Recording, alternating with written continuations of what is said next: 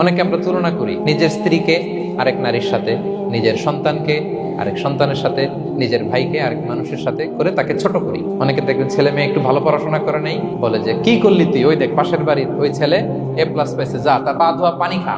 Common কথা, এটার একটা ভালো ব্র্যান্ডিং করা যেতে পারে, মানে A+ পাওয়া ছেলেদের পা ধোয়া পানি এরকম মিনারেল ওয়াটারের বোতলের মতো বিক্রি করলে ভালো ব্যবসা হবে। কি বলেন? এটা হচ্ছে আমাদের মুরব্বীরা, টিপিক্যাল মা বাবারা এটা বলেন। ভুল করেন, ওনারা বুঝেন না। কখনো কম্পেয়ার করবেন, এটা করে আপনার ছেলের মনোবল আপনি আগেই ভেঙে দিচ্ছেন। আপনি দায়ী আপনার ছেলে কিছু না পারার কারণে। আপনি সাহস দেন নিজে, পাশে থাকেন নিজে।